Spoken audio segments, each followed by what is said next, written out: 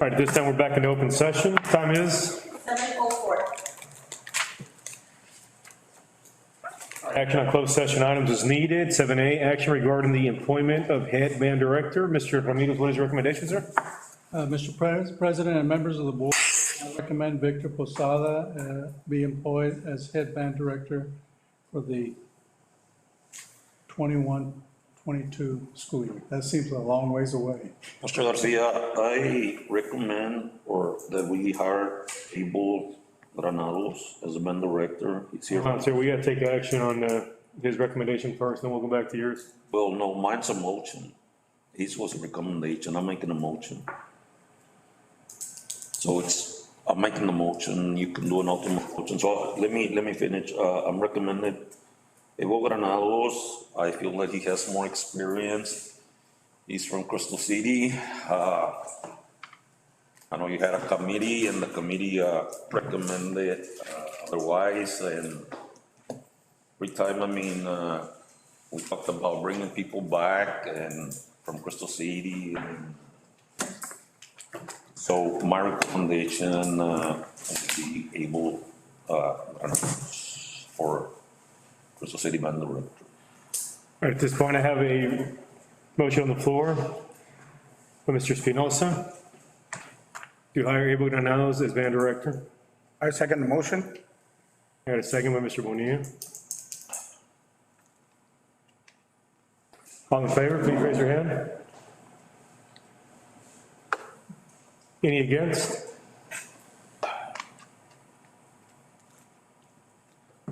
Motion dies. 2-4.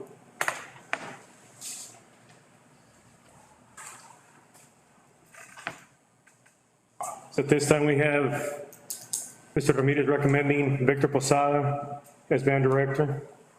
Any motion on the floor? I'll move. I got a motion by Ms. Nori Guerrero, I'll second. a second by Mr. Cruz Mata.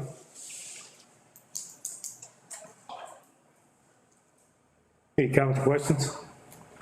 All in favor, please raise your hand. Any against? Any abstentions? Abstains.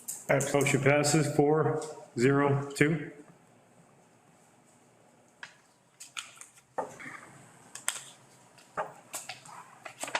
All right, B, action regarding the employment of business manager. Mr. Ramirez, what is your recommendation, sir? No recommendation at this time, Mr. President. So we don't have to act on it, right? No action. All right, A, action items. Discussion and possible action regarding award of RFQ 21 through 32 engineering services for civil, structural, mechanical, electrical, and plumbing pursuant to section 2254.003 and 2254.004 of the Texas Government Code. Authorize district administration to negotiate with the awarded vendor a contract at a fair and reasonable price and submit final contract for approval to the Board of Trustees. Mr. Ramirez. Mr. Fernandez are the lawyers in the waiting room? Is Mr. Morales or? Not at this time, Not at this time. It's supposed to be on, sir?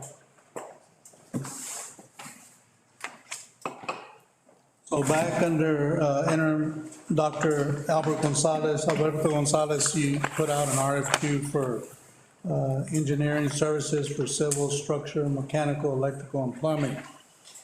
We have two here.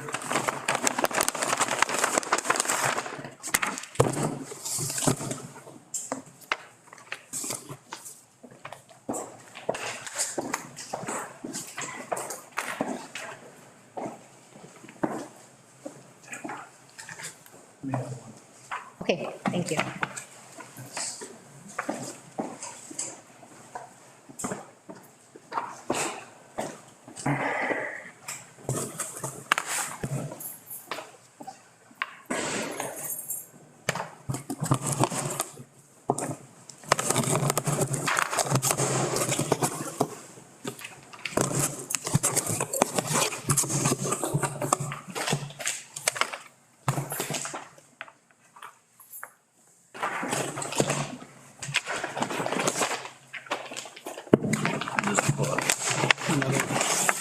It's another Oh, bitter.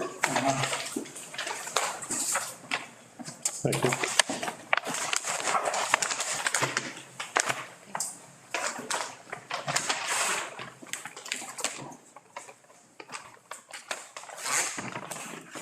Open up the packet. Yes. Okay.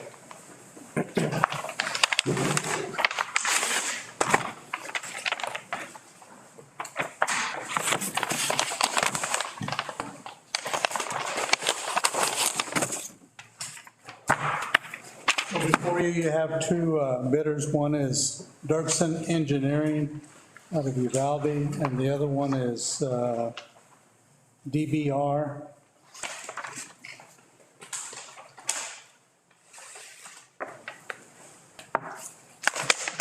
Out of San Antonio.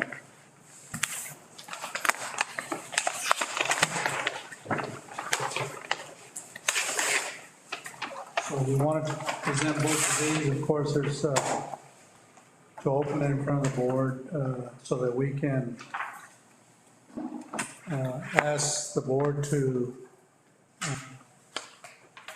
authorize superintendent to negotiate with the awarded vendor a contract at a fair and reasonable price and submit the final contract for approval back to the Board of Trustees. And so we'll take the two bids, evaluate them, there's a scoring sheet that we use, and we look at that and then we talk to them. They're professional services, it's not that you can ask for a price, but just for their qualifications. And then from there, we'll award points and see who the person is, the firm that we would recommend to you to work. Now, this is all because of the Crystal City High School issue that the lawyers have been working with you previously and made that extensive report to you in PowerPoint on the water seepage into the auditorium, and lately, this last heavy rain, graduation, water flooding in through the doorways and other areas of the office.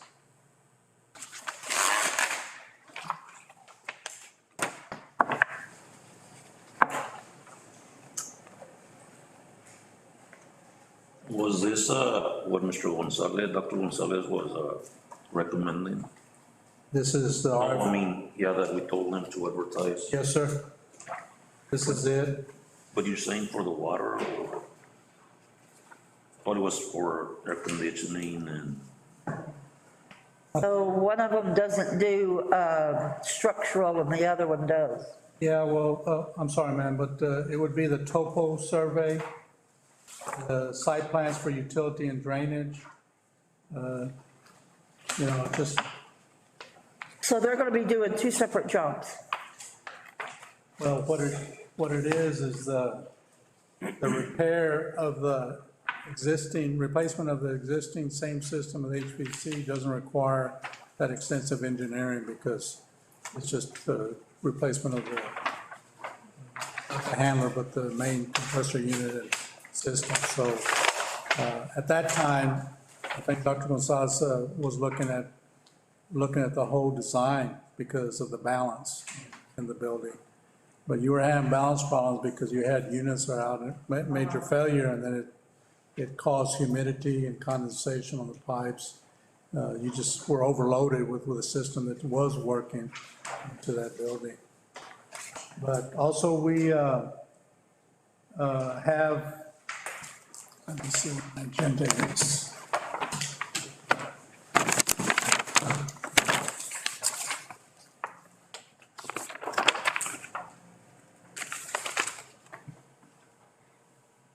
With this thing here, we're not addressing what's happening at the high school auditorium, right? It's just in reference to our HVACs. There's also,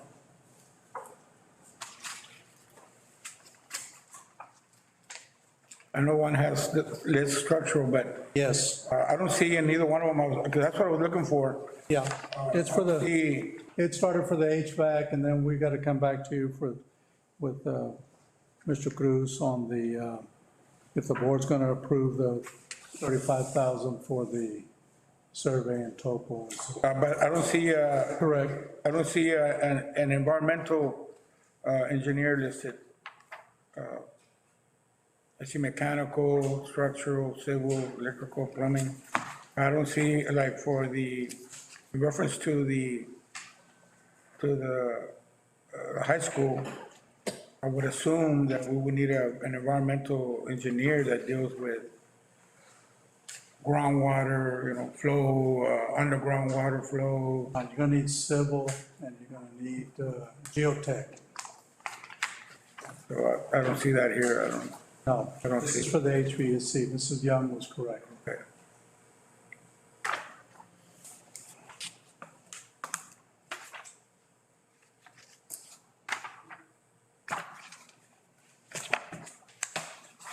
Are these the only two companies? These are the only two that bid it. Okay. Who are you recommending, sir? Oh, he's not, he has I to have talk. to evaluate them, yeah. Oh, okay. So at this point, any motion on the floor to allow Mr. Ramirez to negotiate with the awarded vendor a contract at a fair and reasonable price and submit final contract for approval to the Board of Trustees. So move then. Second. I got a motion by Mr. Bonilla. Second by Ms. Nora Guerrero. Any questions or comments? All in favor, please raise your hand. Motion passes 6-0. All right, B, discussion possible action regarding campus grade alignment. Mr. Ramirez. So the board has graciously approved the installation of the treasurer's program, the 3.0 program. We were able to reassign some staff that had formerly worked in the daycare or some of that program before. We'll have to look for some teachers. It could be that once we are able to, and so that was last week or what we had that last meeting. So we're moving to open it up to everybody in the district who wants to transfer into those positions. Familiarity with the school district is now that the staffing to student ratio is approximately on the average of 1 to 15. Has some room for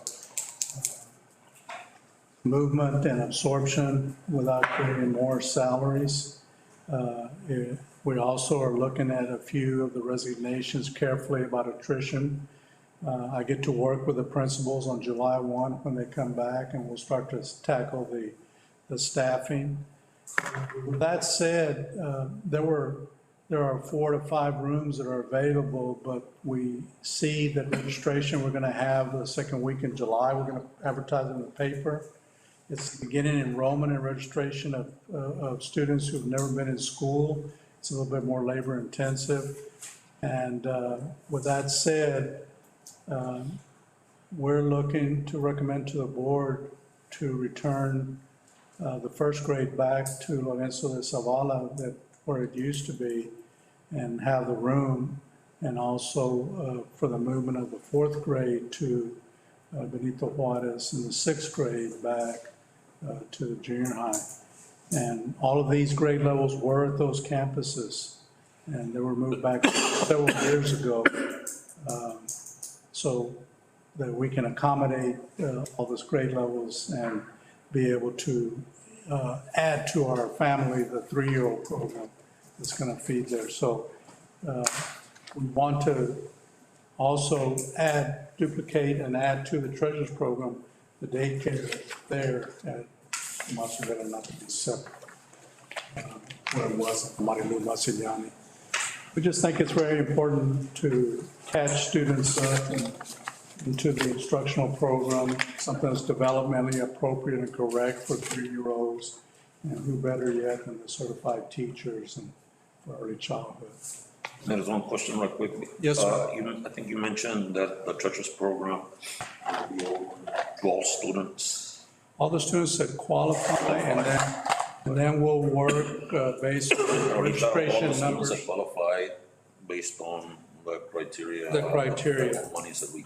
Correct. Okay. And then we'll work also on the students that. And what about on the PEP, you said PEP program? No, we were concentrating daycare for the Well, 3-year-old. for the 3-year-olds. Yes, sir. Yeah, But kids that will be going to church yes. There'll be a half-day program in each. against, those are the kids that would go to the daycare. Yes, sir. Say we get 120 students, we've been averaging that much at grade level. So we're looking at the ratio and keep it lower because of their age level. And then share the work with the half daycare, half treasures. But the daycare will be interacting with the students like school, it'll be seamless, and they'll get instruction from the teacher. They'll design what's gonna happen there. Have this been presented to the principals or, Ms. Guerrero knows. She's already, and oh, no, not the grade realignment. It's just a matter of space. Yeah.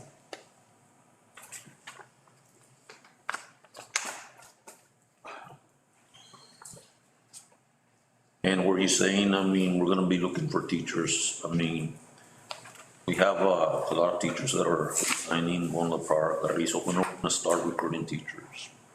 We've had, I've texted the list. We had one more today, but we've had like about, how many did I have on that list, Ms. Flores? About 4? One was a nurse and Nurse, a custodian. a custodian, and one was gonna be a speech pathologist. She's not gonna be a teacher. She's just moving up in her career. Well, but I'm also And then we asking, had one teacher today that's going to La Pryor. And then we had 2 that moved out of state. that's what I'm saying, I mean, I'm not only talking about the church, I mean, I'm talking the, I mean, can you give us reports, in this report on the vacancies that we have, in Toma Rivera, and then on teachers, in Toma Rivera, Zavala, DJ, junior high? How many vacancies do we have, including people that probably are not gonna be coming back because of, they were in probation? So, because I mean, we're running into July, we haven't seen type of recruitment being done by the district, teachers to the prior, and I haven't seen it, and we need to start working on filling out those positions. We'll get on the list for you. Yes, sir.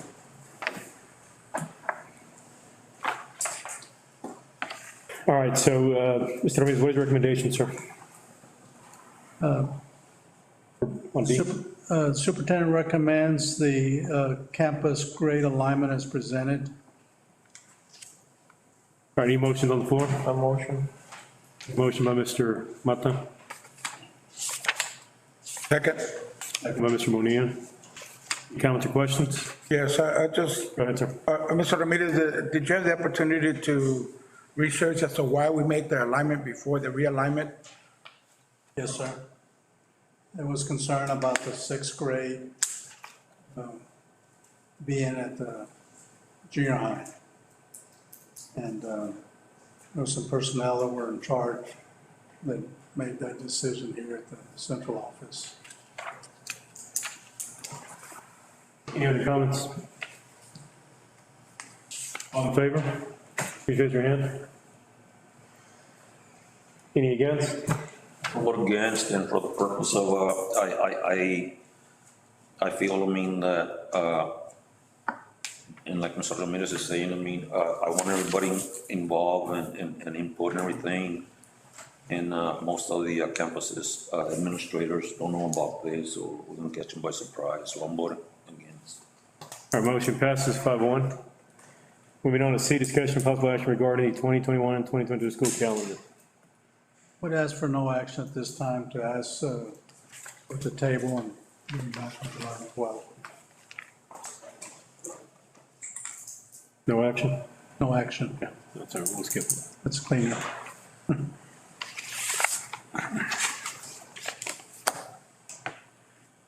Recommend no action on E also, Mr. President. On E? Yes, sir. Okay. Let's C and E.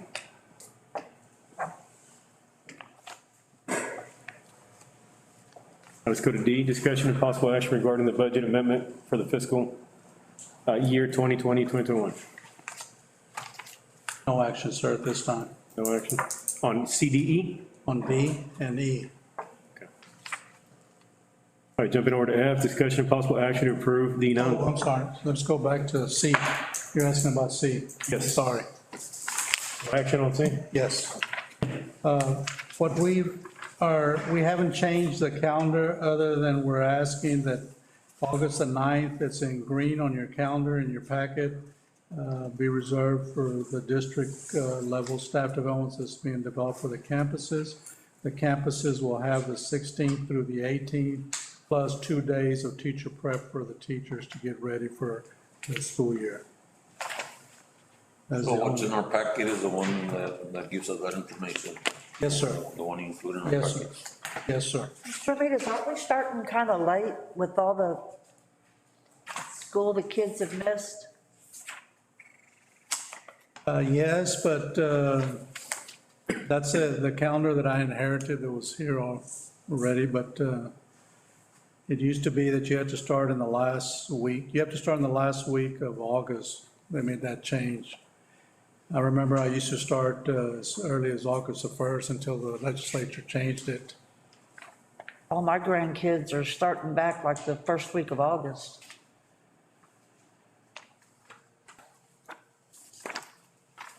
So what's gonna be our first day, I'm sorry? First day will be the 23rd of August for students, August. Your semesters are a little bit, you have more days in the spring than you do in the fall. And part of that is a quirk of your holidays and not starting earlier. It used to be that schools used to start in September, but everybody tries to load the days up front before the start testing to have more days of instruction. I'll research it one more and see if there's a waiver or there's not that requirement anymore. I've just been out 1 year and I want to make sure. Okay, And I'll see about coming back to the board if I need to amend recommend to the board of amending it one more time about the start date. But you do want approval of the calendar. Yes, sir, I'd like to have approval of the calendar because, I motion to approve. All right, I got a motion by Mr. Mendoza, Second? second by Mr. Bonilla, What was the motion? to approve the calendar. Any comments or questions? All in favor, please raise your hand. Motion passes 6-0. So then we're gonna see D, right? D, So no action on D, no action on E. yes or no action? Going over to F, discussion and possible action to approve the non-certified professional position for behavioral health coordinator, 226-day contract funded by the ESSER. Yes. So this is part of AEC, and one of the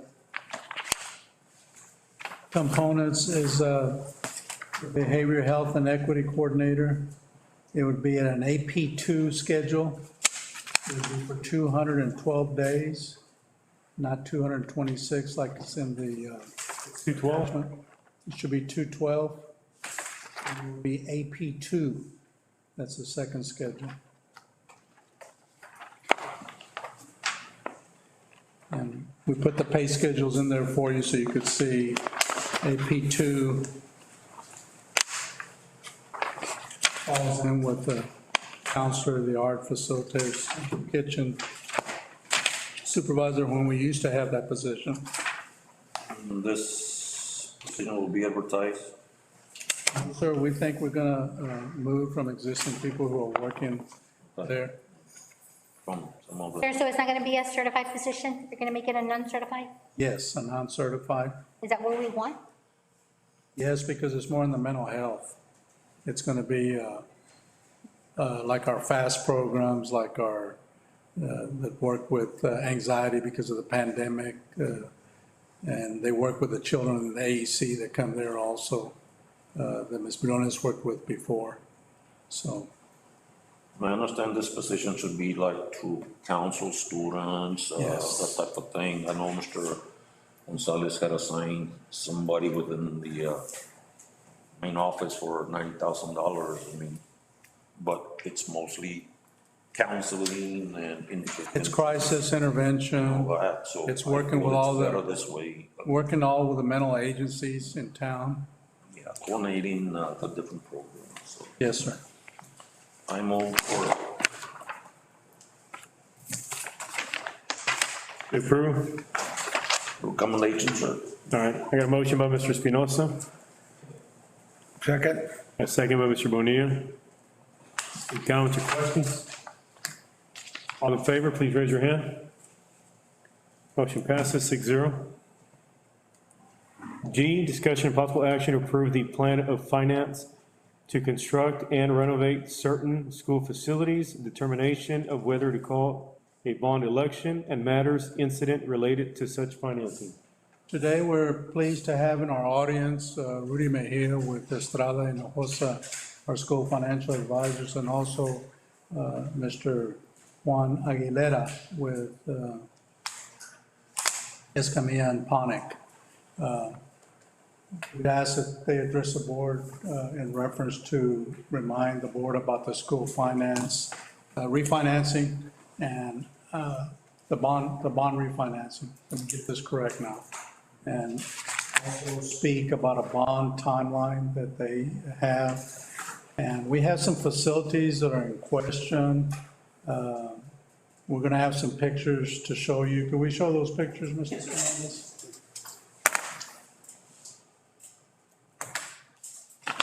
It's really about the safety issue. It's not about wants. It's about the facility that has deteriorated to where it is now. It used to be top-notch when it was first done, but it's been many years.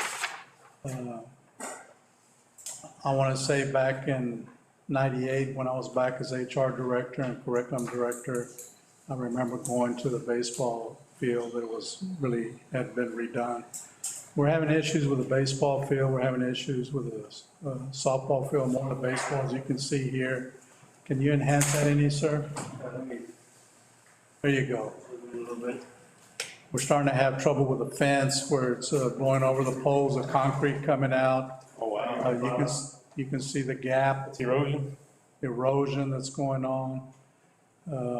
Part of this is going to have to require a geotech so that you can check about the permeability of the soil. If it's a site that's too cost prohibitive, it's something that you want to think about another site, but we're getting ahead of ourselves. As you can see through the pictures, and then the next one. Is that open down there? Yes, sir. It's, goes through, so, you know, that's I can see the concrete and the wire that, Wow. it's not a safe situation there. Some of it's inside the warning track. That's the last one, sir. That's the last Are slide. those walls leaning? Those walls are leaning from the various strong winds that we've had. They're leaning so much, they pull the concrete out of the ground. And you can see that's gonna eventually tilt or fall. But there's more to the inside of the infill too, with holes and cracks. You try to keep up with the watering too, but it just makes for an unsafe surface. So the idea that we'd like to speak to you today is to have due diligence, because there's a deadline for the calling of a bond election. But let Mr. Mejia address the board, remind us where we're at. Mr. Mejia, would you please come forward?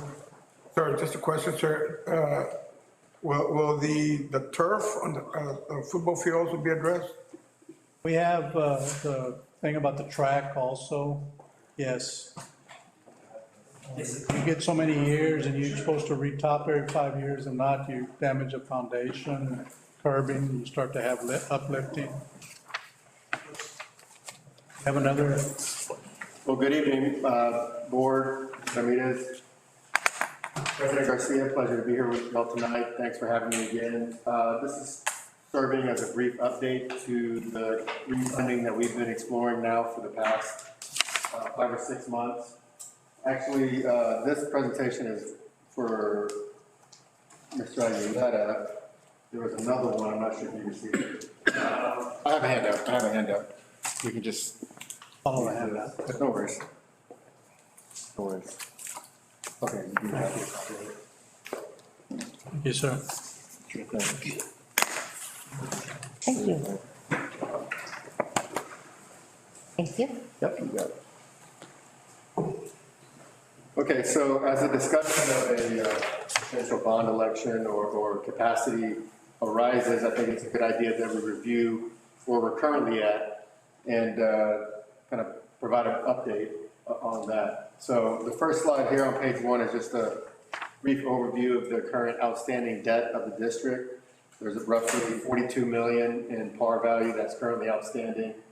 We do have a fairly level debt service structure with a drop of debt service payment in 2029. So that drop right there, at some point we'll need to either lower our tax rate or fill that in with future bonds. And so if you turn the page a couple of times, page 3, this is just a brief update on where we are at regarding the refunding. There are 2 small refundings that we're looking at. One produces about $200,000 in savings on a tax exempt basis, and the taxable version right now produces about $1.1 million of savings. So you can combine the 2. We're still generating some pretty good savings here with about 1.3 million combined. And so what that does is, if you go to slide 6 with me, if I'm going too fast, please feel free to stop me. What that does is it produces some additional capacity for future projects like maintenance or repairs of ball fields and things of that nature, right? So if you go to slide 6, there's a little bar graph at the bottom that's orange. You'll see a red dotted line that goes above those bars. That red line is our current tax rate and basically what we generate from the INS side. That's a combination of your tax assessed values and your INS tax rate, which is roughly 39 cents for 2021. That white space underneath that red dotted line is capacity, right? So when we're talking about future bond elections, we have to consider what our current capacity is at the current INS tax rate that we're at. I know it's a little preliminary for us to discuss specific numbers, but really what the process is Mr. Ramirez and the board will come back to myself and Mr. Aguilera and let us know what the need is. Then our job is to come up with a plan of finance, structure the debt to meet that need with the lowest possible impact on the taxpayer. I think if we're discussing baseball fields and just from my experience in financing multiples of them, I think we're somewhere in the realm of, $5 million. And looking at your current debt structure right now, there is capacity to meet that need without having to overburden the taxpayer. And part of the way we're going to do that is through refinancing. So if you basically take let's just say it's 5 million, we're about to take off 1.3 million off the books here in July. So we're scheduled to go to market July 20th. And Mr. Ramirez has a meeting with the rating agencies here in a couple of weeks. And we have a meeting with the due diligence call with the underwriters in a couple of weeks as well. And so the financing is geared up and ready to go. And that's going to produce some additional capacity for a potential bond election if you so choose. So this refunding has been ready to go for quite some time. Mr. Ramirez and I have been in several discussions regarding structure and how we're going to do this. And I feel very confident in the district's ability to sell the bonds July 20th. Sir, Yes, sir. when I don't know, when is the deadline to Call the election, do a bond the end of August. in August? It's we have to be real aggressive. I will say that, August is coming up fairly soon, but we're ready. And as soon as Mr. Ramirez tells us this is what the need is, we'll come up with a plan of finance to meet that need.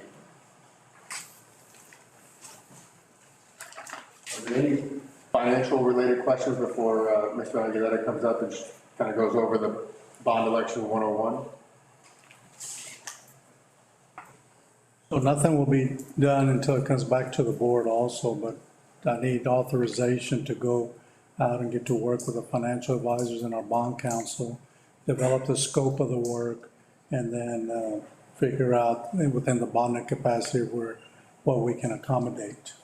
So you, obviously pictures of the baseball field, you want to include softball field as well? Yes. Is there anything else that you've seen out there? We've seen the track also, it's ripe for retopping, and we have question about the football field, turfing as well.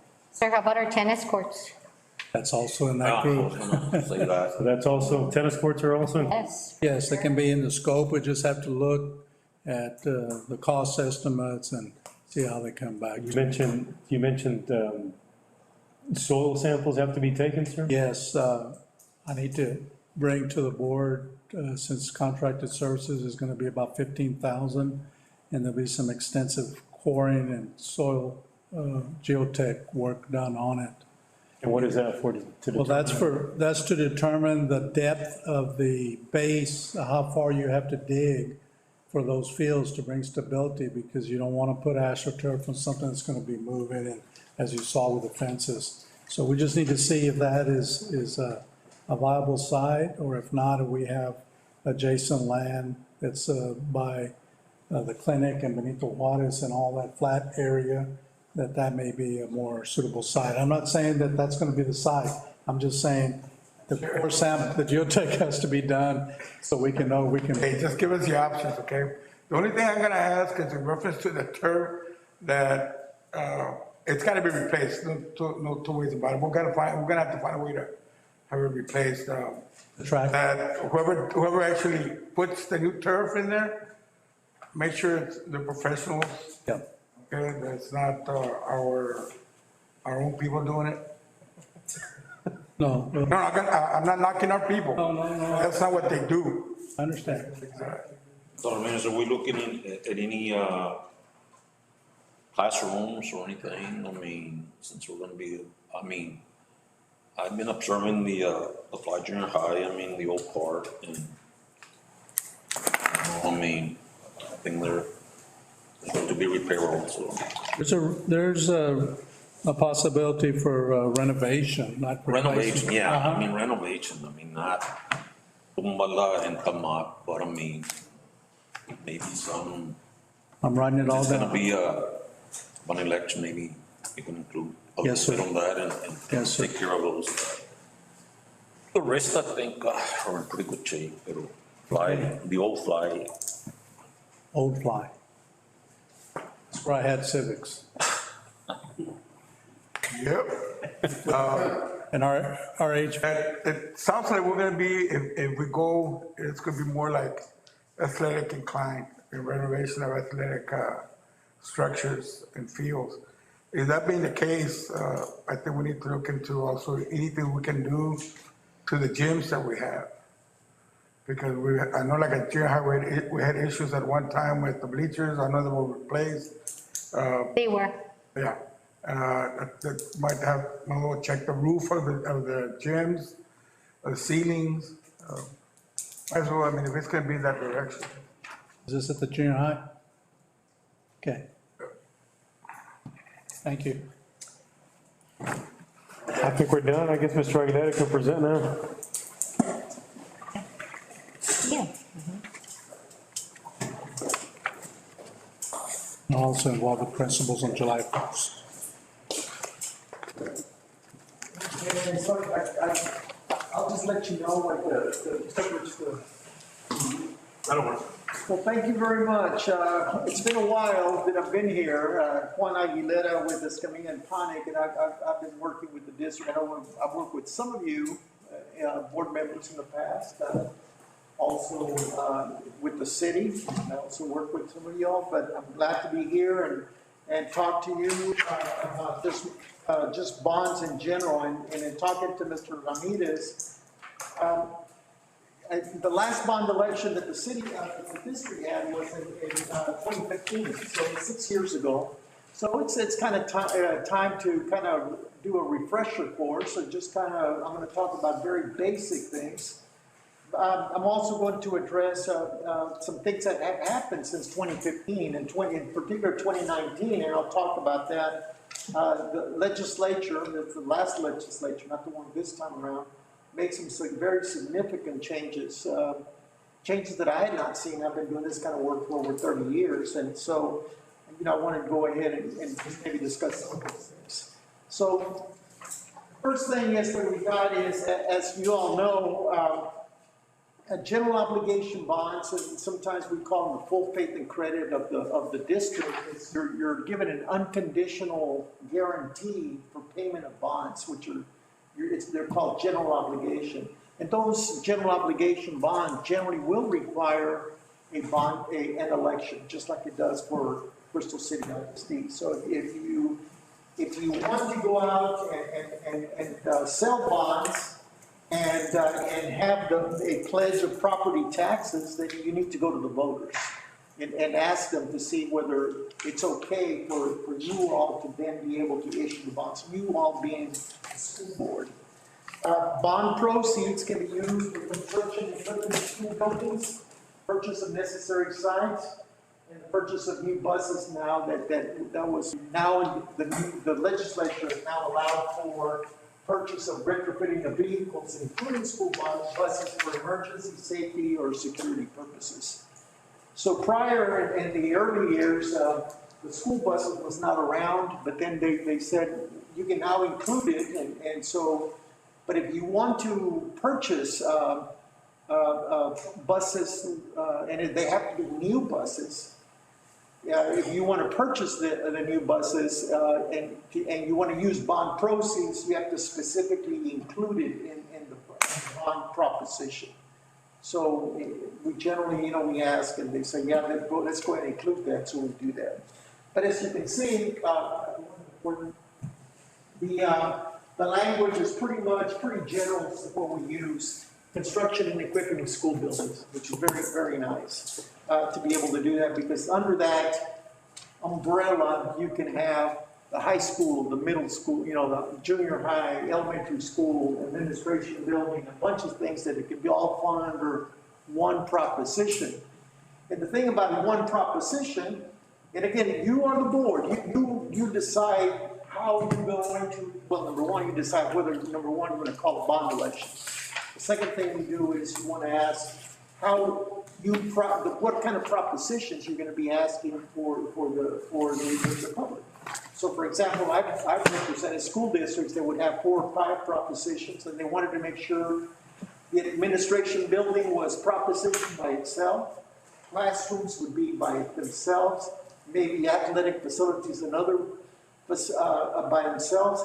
I've always counseled and told school boards, don't pit the junior high against the high school or the elementary school. And I have 3 different propositions. What's going to happen is you may have a parent or some people say, well, my children are down in high school. They're no longer in elementary school. I'm going to vote for the high school, not for the elementary school. So it's always, that's one of the good things that for classrooms and the school buildings, you can put them all under one proposition.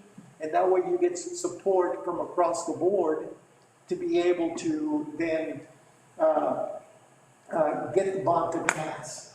I represented the school district in South Texas, and they decided they wanted to put an elementary school in 1A and elementary school B in another proposition. And of course, a lot of people just said, I don't want to go vote for the one over there because my kids don't go to school there. So that could be an issue. But again, you as the board can decide how you want to do that. But the good news for boards, school boards, they can all, if they're classrooms, they can all be together.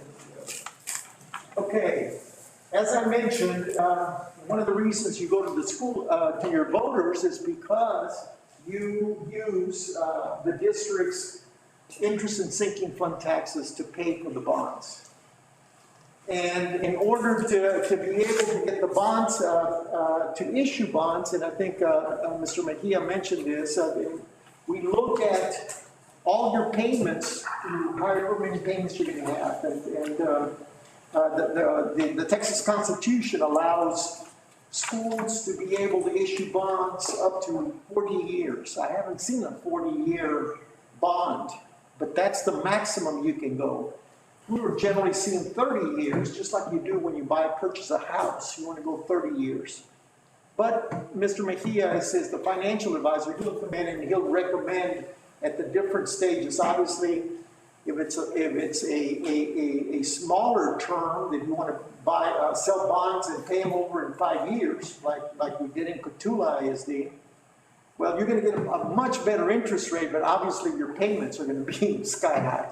So it depends on where you're at, and that's Mr. Mejia's job. He'll come in and he'll explain and be able to go over all those things. But the law will allow you 40 years to make these payments, and that way, everybody, you know, in the future, that are going to be participating and working with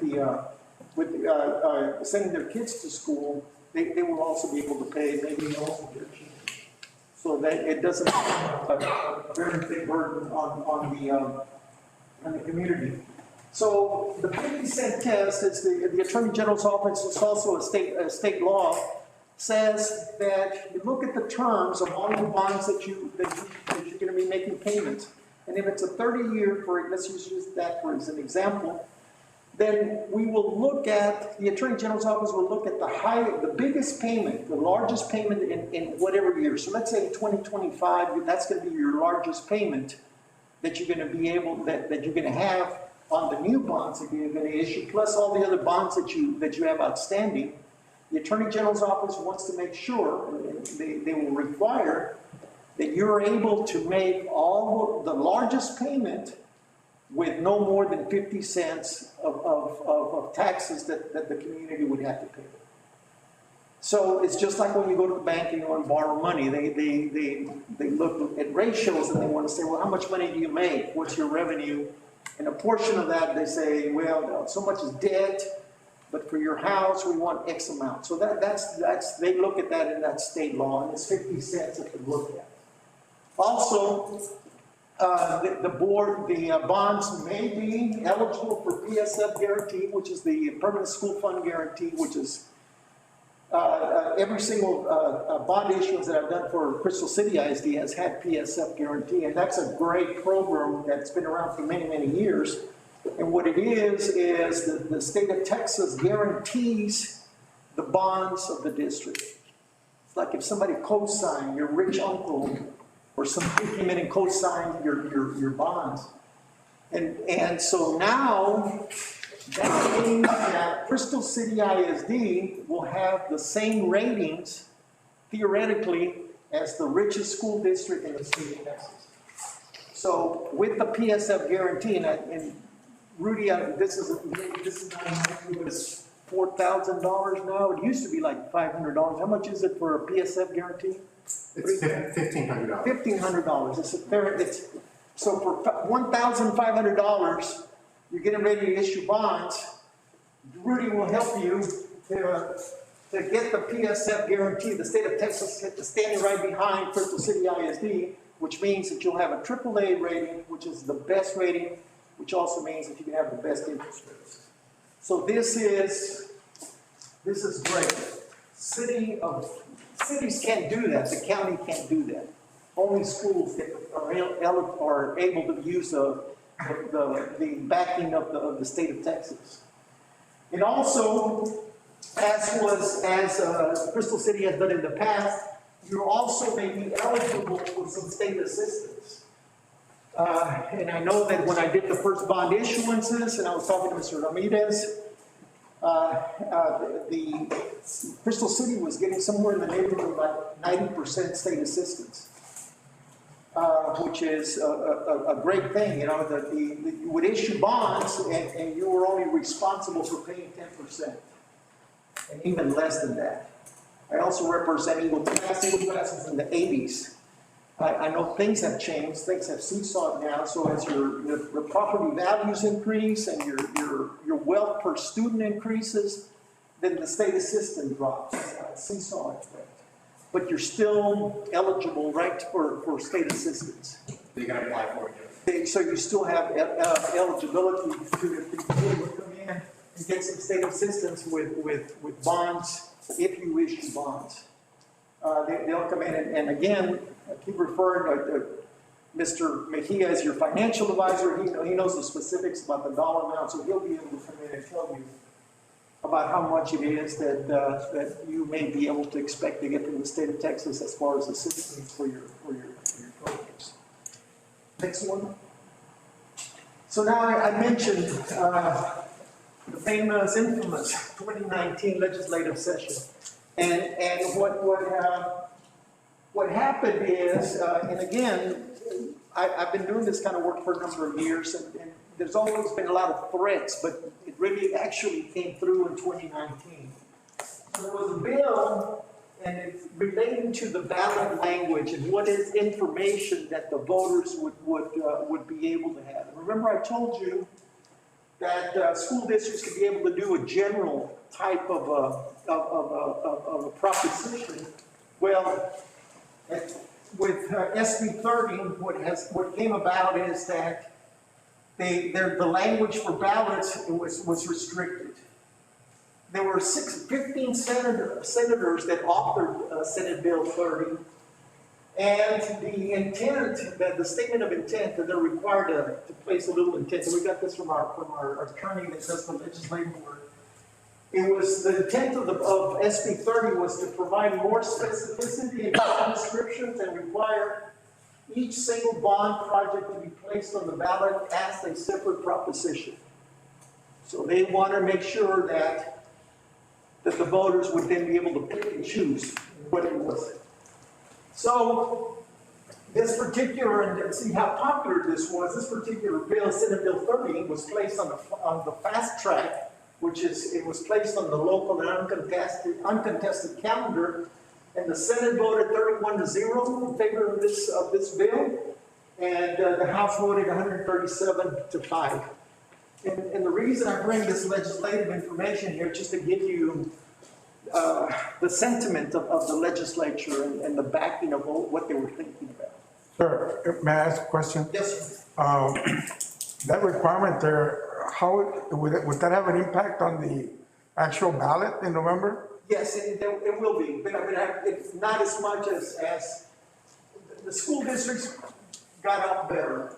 If you're a city or a county or a special district, then you can have more specific propositions. Because right now, I believe we're in the backside of the ballots, right? If it's a general election, and that's where the bond election section is going to be, and they want us to be very specific. But and I'll show you where we're talking about this one on how it affects the schools then. So on the next deal, so SB 30, only school districts can still use a general category, okay, for the following projects. And this is what we've done in the past: construction, acquisition, and equipment of school buildings in the district, the purchase of school buses, and the necessary sites thereof, so for school buildings. However, they did manage, and this was some amendments that were attached to Senate 30, said that for the following purposes, if you have one of these, then you need to have a separate proposition for school districts, okay? So if you want to construct or acquire and equip a stadium with seating capacity, and here's the key, more than 1,000, then you need to have a separate proposition. And I know some of you may have read some of the school districts, like in the Dallas area, some of them doing $100 million stadiums, those kind of things. And I think the legislature was saying, wait a minute, you can't. We're not going to allow you to. Well, you can, but we're not going to allow you to put it all together with school classrooms and then come and do $100 million of a stadium. But again, 1,000. If it's less than 1,000, just like I've done a number of schools, San Diego ISD, for example, we were still able to do it in the construction equipment of a school facility because their stadium was less than 1,000. And also, stadium is not just football; it's also a baseball diamond, softball diamond. So if you're seating your bleachers, you count them. If it's less than 1,000, we can put them all together, group them all together. instead of having a separate.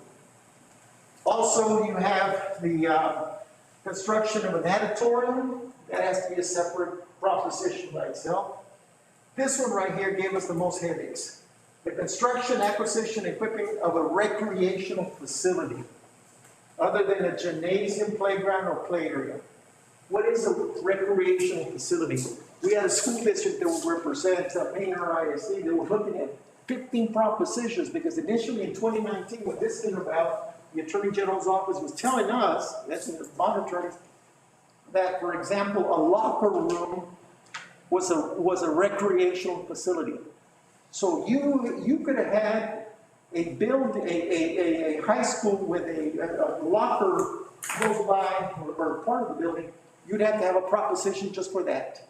We also had, they also had, for example, a weight room that the Attorney General's office say, wait a minute, we may have to do that as a separate proposition. Dressing room for the cheerleaders, separate proposition. And there was a lot of going back and forth, but I'm happy to say that now the Attorney General's office is reconsidering a lot of these things. And it's still new, very new, even though it's 2019. We've only had 2 bond elections since then. And so, just like I tell all my clients, if you're ready to come up with the projects, we will sit down with your superintendent, with you all, and go over all the projects to make sure whether you are legally required to have a separate proposition, or you can be able to put them all together under one proposition. Again, like I said, you as the board, now if the law says, no, you don't have to have a different propositions, you, the board can still say, no, but I still want to do it. Well, that's okay. That's up to you. I will give you my recommendations, my counsel, but then your final decision is what it is, what you want to do with that. And then, we got a few more. The construction and equipping and performing for arts facilities. We've done a number of these. I don't know if some of you have been down to the Eagle Pass. They have a performing arts facility. Like I did that one, we did that one, and that was before 2019, so it was all under one proposition. We didn't have to do separate. Construction, acquisition, and equipment of housing for teacherages. We did that for Cotulla ISD, and that particular one, if now you want to provide, in some areas, for example, I know that even Dimmitt County was at one point considering something like teacherages, because there was no place for teachers to live. So what they did in Cotulla ISD, they bought an old apartment complex, and they came in and refurbished it, and they were provided for teachers to come in and move into the community. If you want to do that now, you need to have a separate proposition. You can't have it you can't lump it together like we did in the old days. And then lastly, we have the acquisition or updated technology equipment, and then this is all your computers, your smart boards, those kind of things, other than equipment used for security purposes. So if you have cameras and those kind of things, that we can use it and be part of the construction and equipment of school building under one proposition. And also for security purposes or technology infrastructure integral to the construction of a facility. And what that is you want to hardwire some things for the computers. You're going to build a new classroom, a new building, and you need to hardwire the building. That is under, we could still do it under the proposition, construction and equipping in school buildings. It doesn't have to be by itself. So we just did a bond election for San Antonio ISD, and to me, it even shocked me. I mean, $1.3 billion of a bond election. Out of that, $290 million was technology itself. When I started the business, working in the business, you could build a very good sized elementary school for $5 million. And I know I did a number of those for about $5 million. About 2 years ago for Mission ISD, we were looking, they wanted to renovate their football stadium, and they needed, because of the ADA rules, American Disability rules, they had to put a very small elevator. Well, the elevator was $800 and something thousand, almost $1 million, just for the elevator just going up. So, And it's only went up like the 3 or 4 flights, maybe not even that high. My point is that things are just beginning to be very, very expensive all over the place. Okay, so, bond elections must be held, and this happened some years ago, and on a uniform election date. It used to be, and again, I did a number for Crystal City. The school board can decide, let's just go ahead and call it next, on this Saturday, as long as you have the notice requirement of a number of days that you would let the people know, you could call it on any day. But this law changed, came back and said, no, you can have a bond election, you can only have it in May or November. Second Saturday in May, or the first Tuesday in November after the first Monday. So those are the uniform election dates. Now we've got a number of various publishing and posting requirements. Now you're required to, if you have a website, to have the notices on the website. The county is also required to post the notices of the school district's bond elections in their website. And you also have to place it in different places. So there are a number of things that have happened on publication and posting.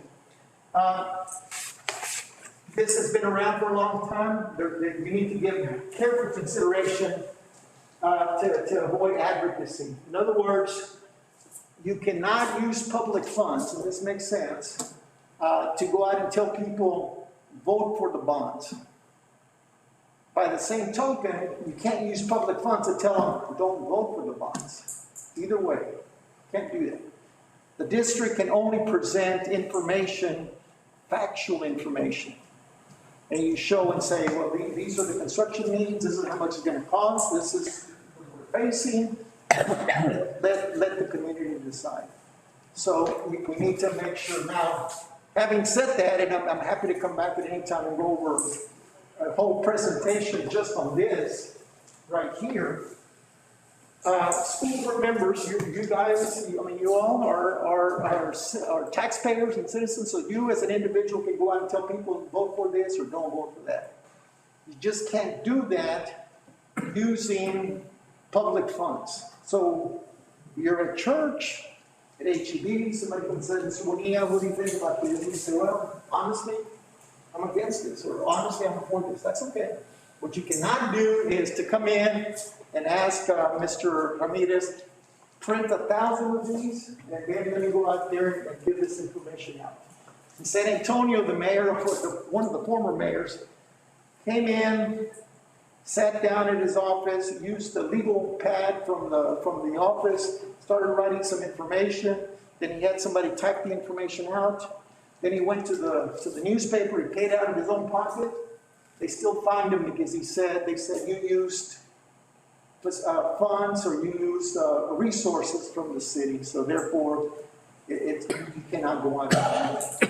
So there's a number of situations where, as your attorney, we would come in and help you and assist you and to let you know what it is that you can and cannot do.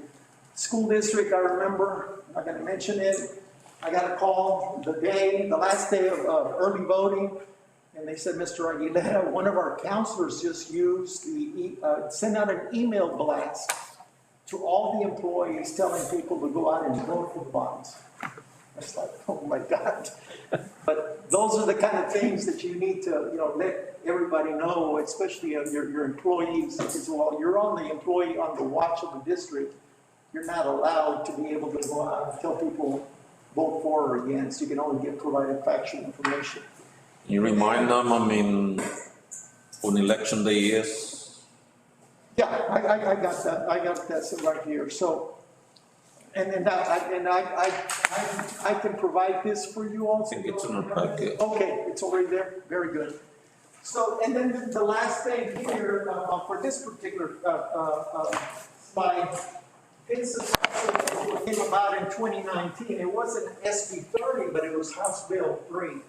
That you have to include in the proposition when people go vote, this language, this is a property tax increase, all in In tax? All in caps? All in caps. All right. So it has to appear like that. Now, San Antonio ISD, I keep going back and forth. San Antonio ISD was able to do a number of refundings. They were able to come back and they also, the values went up, so they were able to maintain their taxes and be able to do the finances, and we've done some of those with school districts. Even though the rate was not going to increase, it was going to stay the same, you still have to come in here and include this language right here. Even though, and I mean, believe me, we went through the Attorney General's office back and forth because some of our clients were saying, well, can we bury it somewhere in the middle or something, or not put caps? Or say, I am required by law to put this, but in reality, this is not the case. They said, no, you have to include this language right here. So that's the law, and my job is to make sure you guys walk the fine line and do everything the way it's required to do. I have had I don't know, I'm sure some of you, but I may have more experience but with CrystalCity ISD, I've done 6 bond elections. And and some of you may remember in 2000, there was a bond election that was passed for $2,700,000. In 2001, the following year, there was an election for $3 million and it passed. The following year, again in 2002, there was a bond election for another $3 million and it passed again. I remember at this time was when you were getting 90%. 90%. 90%, I mean, who wouldn't go out and... But I think we lost one. Yes, we did. One side was the 90%. Yeah, and in 2006, you passed another bond election for $10 million. In 2010, the one for $12 million failed. But that was part of the 90, that we were paid 10. Yes. We were paid 90, and Yes. people still voted against It it. still didn't pass. I mean, the same thing happened to me in Eagle Pass, where the state was gonna pay 86%, and there was some division on the board, and they said no. And that was all the athletic facilities were $12 million. Well, we came 3 years later, now we're talking $20 million, and it passed the second round. I think on that one, we were doing like an athletic facility. Yeah, they have a huge one like that. And then the last bond election that I alluded to and mentioned was in 2015, $35 million. So I bring this information out to you just so you'll know that the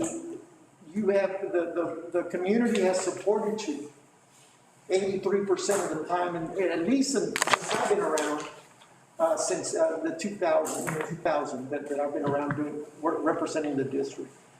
So the information is out there. I tell all my clients, my boards, I'm also a former school board member, you as a board, the only thing you can do is to ask the question. That's all you can do. And then you decide yes or no, whether they want to be able to do it. So you as a board the only thing you can be able to do is, if you decide to do, is to then call the question and say, yes, do you want this or not? You tell me whether, these are the projects that I would like to do, we as a board would like to do, and you all tell us whether it's okay with you or not to do that. Okay, so what you were asking about, so the Monday, August the 16th is the last day to call a bond election. Now, if you're thinking about that, I would recommend that you call it before August the 16th. Because if you wait till August the 16th, it hasn't happened to me, but I've seen meetings that have been postponed because you don't have a quorum. If you call a meeting for August the 16th and you don't have a quorum, you're gonna have to wait till the following week. So that's the very last day to call the bond election. The election for November this year falls on Tuesday, November the 2nd, 2021. August what, sir? Sorry?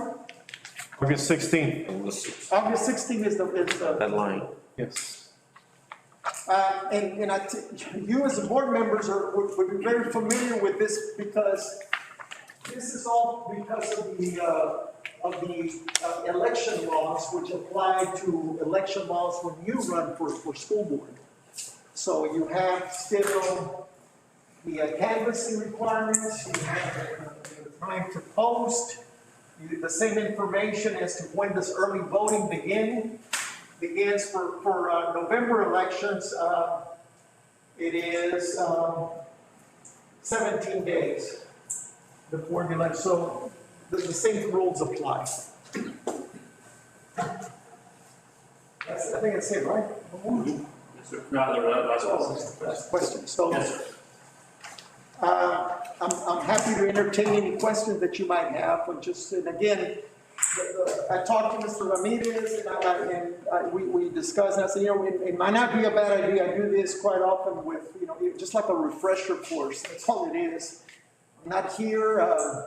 I kid people and I tell them, I say, when they see me coming around, again, Juan, more bonds. Well, no, I work for you, and I provide guidance, and I provide you what is required, but you guys are you people are, as board members, are the only ones that can make a decision. And I hope to be able to give you enough information so you can make an informed decision. Any questions? Thank you. Good. Thank you, sir. Thank you. Thank you. Thank you.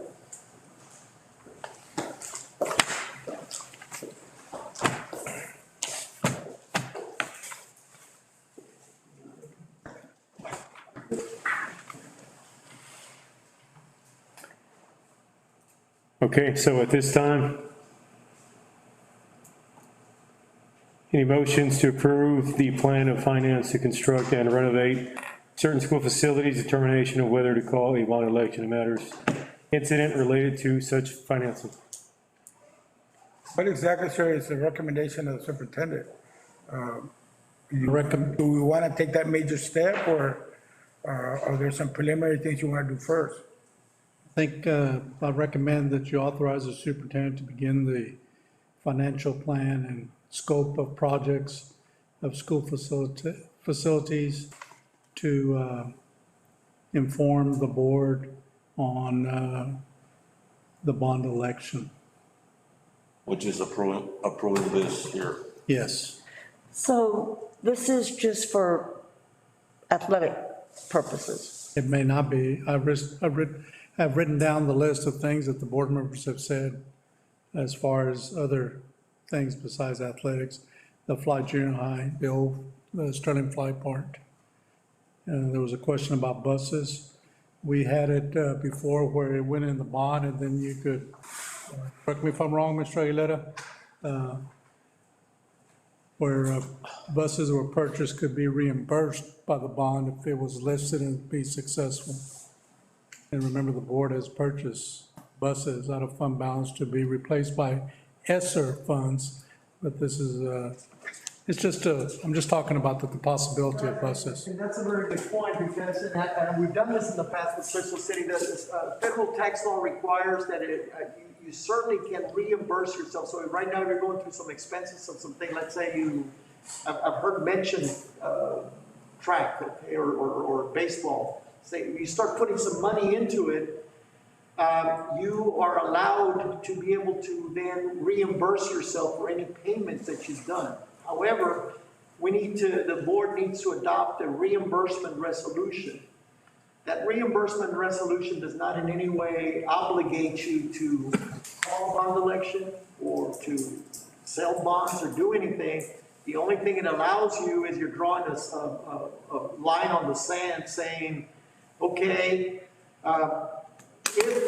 if we do bonds and if it passes, I'm going to spend this money now because I need to, but I want to make sure I can replenish my fund balance and put it back. So. And this resolution needs to be approved when we decide to have.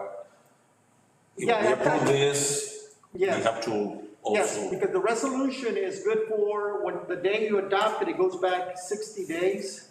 So it can't go forever. And forward, you're given more time. It's 3 up to 5 years from the first expenditure to reimburse yourself.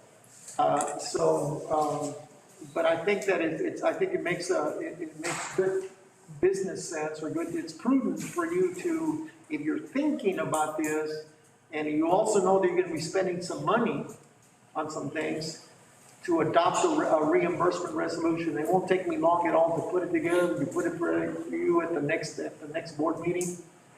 And then you'll make a decision when that comes around, if the bonds pass, or if you decide to go with bonds, you want to reimburse yourself, you can do that. I gotta say something. You do realize how upset this community is because their 2015 bond is sitting underwater and they're paying taxes on it. And they're very upset about it. I don't know how this would ever work. To answer your question, yes, the majority is athletic facilities. If I may, I know that I made the comment about, seems like we're focusing on athletic facilities, but in the back of my mind, when I was making that statement is that we just spent, or we floated a bond for 35 million that's supposed to have done the academic structures. Added to the high school, added and remodeled Fly Junior High. Same thing should happen at the Benito. The same thing should happen at the Zavala Elementary. So if now we want to focus on the athletic part of our kids' lives, which is very important because it does affect academics, I don't see why we should not be able to look at it. And as a parent and as a taxpayer, if it's going to benefit my grandkids, in this case, my grandkids. But a lot of people pay taxes in Zavala County that their kids have been out of school for a long time. And I'm telling you, the consensus in this community is that they want to know when that's going to get fixed because taxes are very high. Again, just to clarify, and again, I can't tell you what to do or not to do, but one important thing for y'all to remember is that for school purposes, taxes are frozen. If you're 65 years or older. So once you're 60, now, unless you double the size of your house and you make improvements or so forth, but because I've had, again, situations where people come and tell people with fixed incomes and they're under Social Security saying you're gonna lose your house and whatever because of the bonds. And the truth of the matter is, they just need to know, they need to make their own decision, but the truth of the matter is, if the school district decides to go in a bond and your taxes should not increase at all. Your taxes are gonna be staying the same when you're 65 years old. So I think that's important, especially when you, like you're saying, I have grandkids, but I don't have any kids in school anymore. So, and I'm 65, so my taxes are frozen for my district. And I think it's important that we don't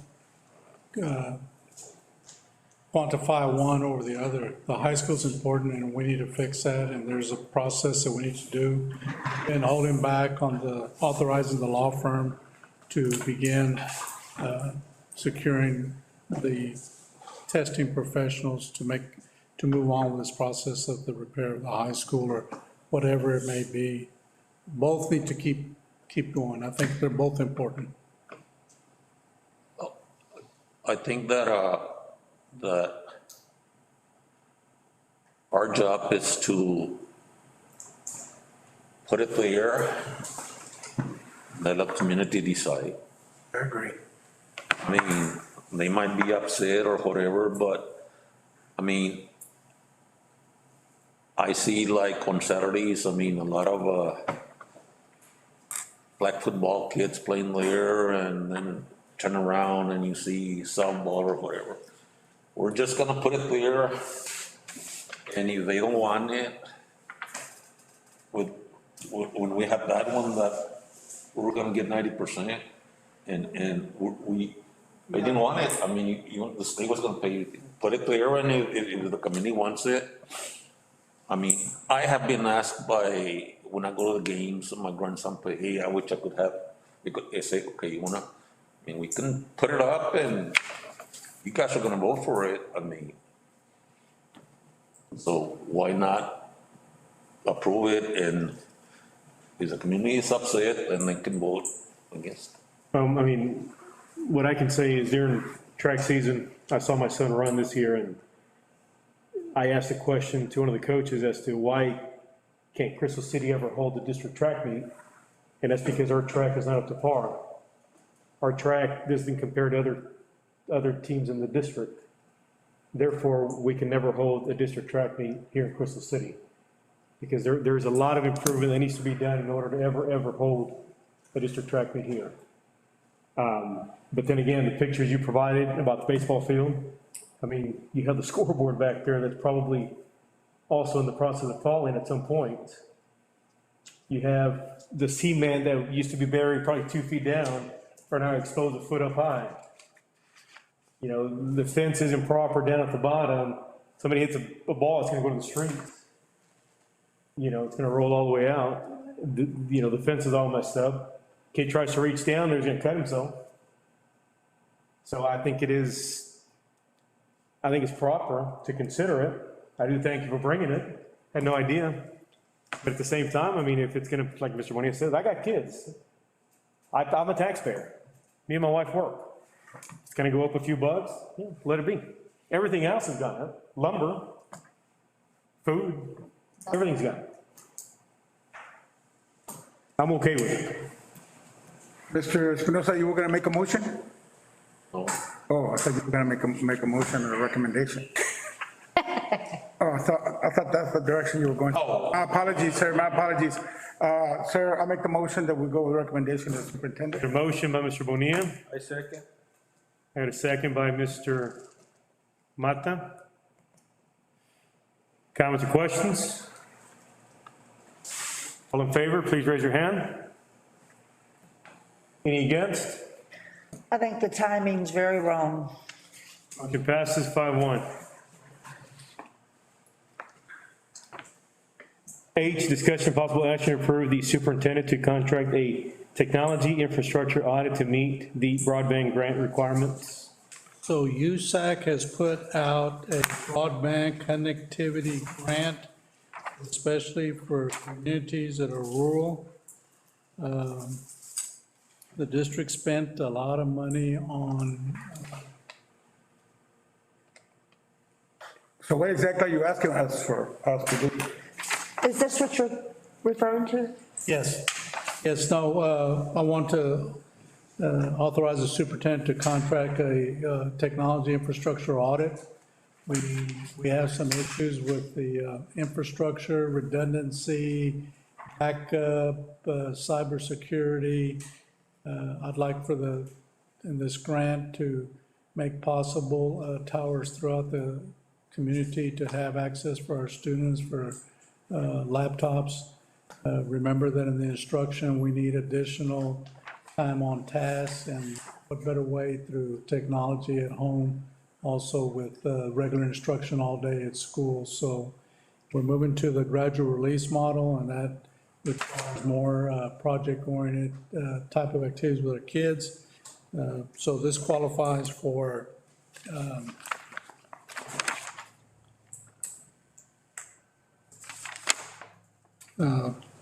Wi-Fi hotspots, but instead of just hotspots, we're talking about towers, modems, routers, broadband connectivity,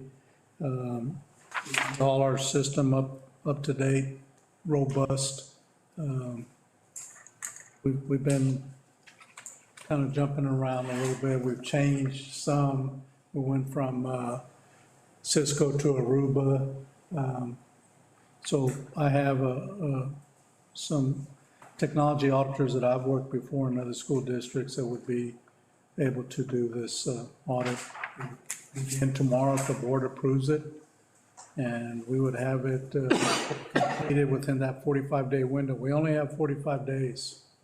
And from that, we'll come through interviews with the technology workers, the director, the principals, on-site campus visit, our schematics, all our file servers. We're going to review everything, and then from there, they'll make the report, and then we'll work with all the group that's involved in here to dream big of what we want to ask for. So move. Second. A motion by Mr. Bonilla. Second by Ms. Nora Guerrero. Any comments or questions? All in favor, please raise your hand. Motion passes 6-0. Number 9, adjournment. Move. Motion by Ms. Nora, Second. second by Mr. Bonilla. Any comments or questions? All in favor, please raise your hand. Motion passes 6-0. Time is